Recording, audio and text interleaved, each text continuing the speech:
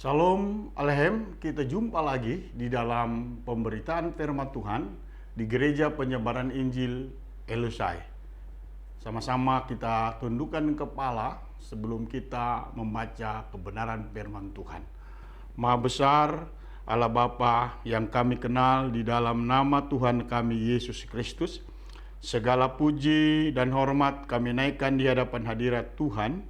Oleh sebab kasih karunia-Mu yang besar melimpah dalam kehidupan kami, sehingga Engkau memberikan kesempatan bagi kami untuk kembali membaca, merenungkan, serta melakukan firman-Mu dalam kehidupan sehari-hari. Berfirmanlah Tuhan untuk kami sekalian, karena kami haus dan rindu untuk mendengarnya. Urapi hamba-Mu dengan kuat kuasa Roh-Mu saja, dan ampuni segala apa menjadi kesalahan dan dosa kami. Demi Tuhan kami Yesus Kristus kami berdoa dan mengucap syukur kepadamu. Haleluya. Amin. Baik Bapak Ibu Saudara kekasih di dalam nama Tuhan, saya mengajak kita untuk membaca firman Tuhan dari Mazmur 121 ayat 1 sampai yang ke-8 dengan judul atau perikop Tuhan Penjaga Israel. Nyanyian ziarah, aku melayangkan mataku ke gunung-gunung, dari mana akan datang pertolonganku? Pertolonganku ialah dari Tuhan yang menjadikan langit dan bumi. Ia takkan membiarkan kakimu goyah, penjagamu tidak akan terlelap. Sesungguhnya tidak terlelap dan tidak tertidur penjaga Israel. Tuhanlah penjagamu, Tuhanlah naunganmu di sebelah tangan kananmu. Matahari tidak menyakiti engkau pada waktu siang, atau bulan pada waktu malam. Tuhan akan menjaga engkau terhadap segala kecelakaan, Ia akan menjaga nyawamu. Tuhan akan menjaga keluar masukmu dari sekarang sampai selama-lamanya. Amin. Berbahagia Bapak Ibu Saudara kekasih di dalam Tuhan yang sudah membaca firman Tuhan ini. Teristimewa kita mau melakukan kebenaran firman Tuhan ini dalam kehidupan kita sehari-hari. Tema daripada kebenaran yang saya sampaikan pada saat ini adalah Tuhan sebagai penjagamu. The Lord is your keeper. Bapak Ibu, Saudara kekasih di dalam nama Tuhan, di dalam ayat yang ke-8 dari Mazmur 121 mengatakan di sini, Tuhan akan menjaga keluar masukmu dari sekarang sampai selama-lamanya. Ayat yang barusan saya baca, saudaraku, kita teringat kepada bangsa Israel. Waktu bangsa Israel keluar dari Mesir, mereka dipelihara secara ajaib, secara luar biasa di padang belantara. Kasut mereka, kaki mereka dalam pemeliharaan pertolongan Tuhan, tidak rusak, kaki mereka tidak terluka. Bahkan firman Allah mengatakan baju mereka selama mereka ada di padang belantara tidak pernah rusak. Tuhan bukan sampai di situ saja, tapi Tuhan juga memelihara mereka. Waktu pagi Tuhan mengirim manna, waktu sore Tuhan mengirim burung puyuh. Begitu penjagaan Tuhan, begitu pertolongan Tuhan, campur tangan Tuhan di dalam kehidupan bangsa Israel. Ada 3 hal Bapak Ibu Saudara kekasih yang saya akan bahas. Bagaimana Allah menjaga kita, bagaimana Allah menjaga umatnya atau orang-orang yang percaya. Poin yang pertama yaitu penjagaan Tuhan berbicara perlindungannya, pembebasannya, dan pengawasannya. 1 Petrus 1 ayat yang ke-5, yaitu kamu yang dipelihara dalam kekuatan Allah karena imanmu, sementara kamu menantikan keselamatan yang telah tersedia untuk dinyatakan pada zaman akhir. 1 Petrus pasal 1 ayat 5, di sana kita menemukan satu kata, yaitu kamu yang dipelihara dalam kekuatan Allah. Bapak Ibu, saudara kekasih di dalam nama Tuhan, kita bukan dipelihara oleh siapa-siapa. Kita dijaga bukan oleh orang yang kaya di kota ini, bahkan orang yang hebat di kota ini. Kita dijaga, kita dipelihara oleh Allah itu sendiri. Menjadi pertanyaan bagi kita, kenapa kita dijaga oleh Allah? Kita dipelihara oleh Allah karena kita adalah orang-orang yang beriman, yang percaya kepada Dia. Dari itu Bapak Ibu Saudara kasih di dalam nama Tuhan, hari ini apa yang kita percayai, jadilah menurut apa yang kita percayai. Apa yang kita imani, jadilah menurut apa yang kita imani kepada Tuhan. Kalau kita katakan, hari ini aku sehat, maka hari ini juga kita akan mengalami kesehatan.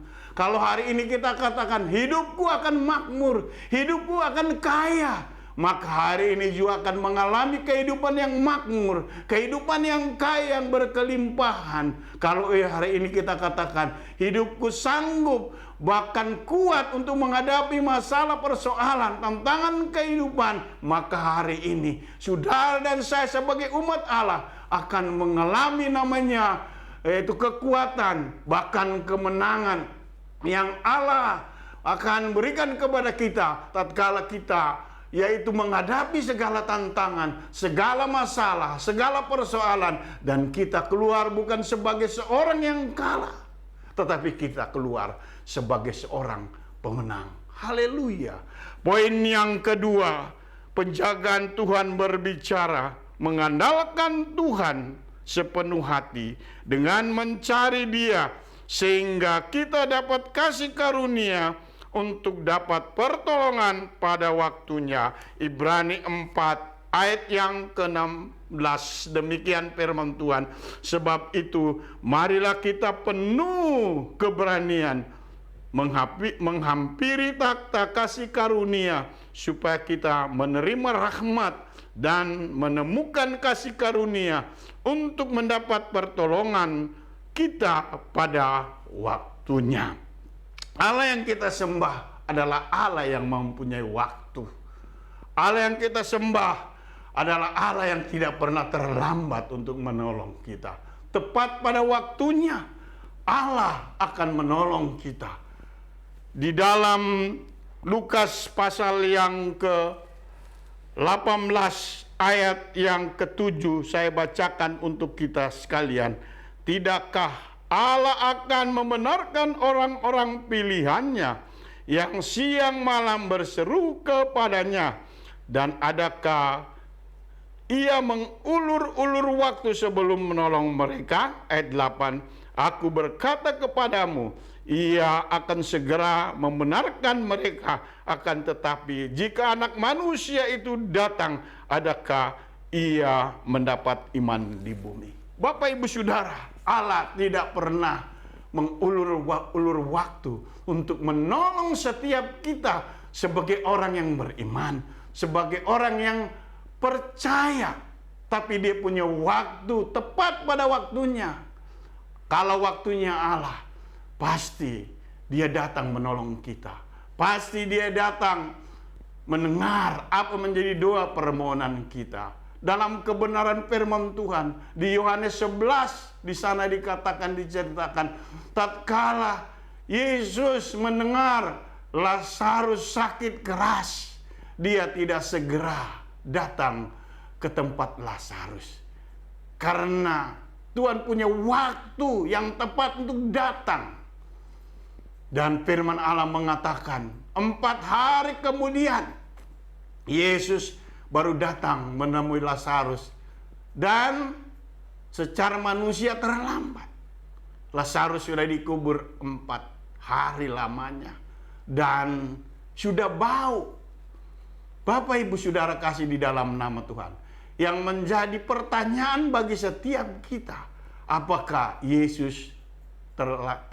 Apakah Yesus terlambat? Yesus bukan telat, Yesus tidak terlambat, tetapi Yesus mempunyai waktu yang tepat untuk datang membangunkan Lazarus yang sudah mati.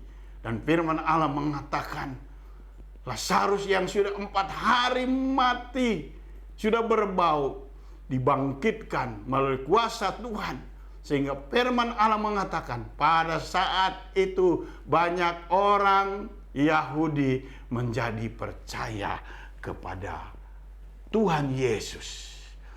Yang ketiga, Bapak Ibu Saudara kekasih di dalam nama Tuhan, penjagaan Tuhan berbicara fokus pada Tuhan dan terus-menerus beriman untuk melihat hal-hal yang tidak mungkin menjadi mungkin. Di dalam Roma pasal yang keempat ayat 20 sampai 21, saya baca untuk kita sekalian.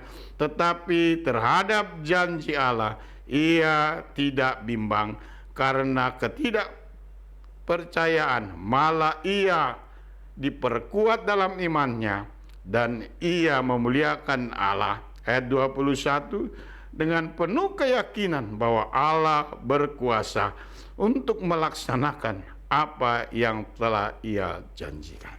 Bapak Ibu Saudara, Allah kita adalah Allah yang setia. Allah kita adalah Allah yang tidak berbohong. Dia berjanji, pasti janjinya akan ditepati dalam setiap kehidupan kita.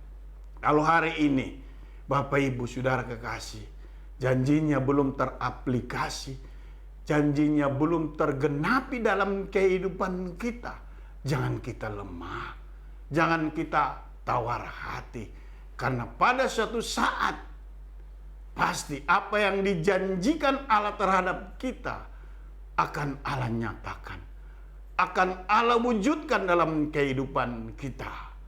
Kalau saya mau bersaksi sedikit, waktu saya berdoa kepada Tuhan pada saat itu di tahun 2008, Bapak Ibu Saudara, saya punya kerinduan untuk pergi ke Israel.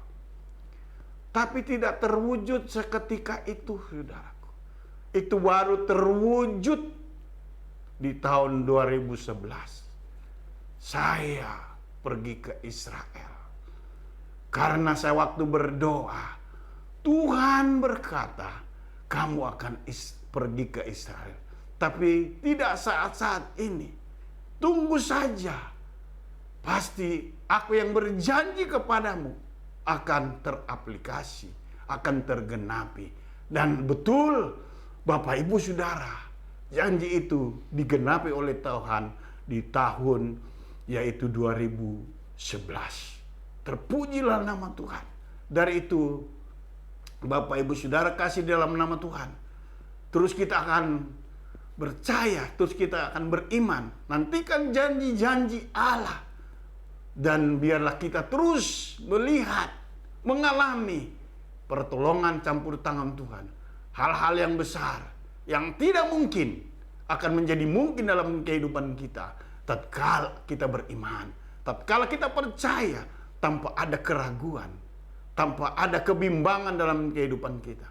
Orang yang bimbang tidak mendapatkan apa-apa daripada Tuhan. Yakinkan iman kita, Allah kita adalah Allah yang hidup, Allah yang dahsyat. Kuasanya, mujizatnya, pertolongannya masih berlaku dalam kehidupan kita. Maju terus bersama dengan Tuhan. Jangan lemah, jangan tawar hati. Bersama-sama dengan Allah, kita akan melakukan perkara-perkara yang besar.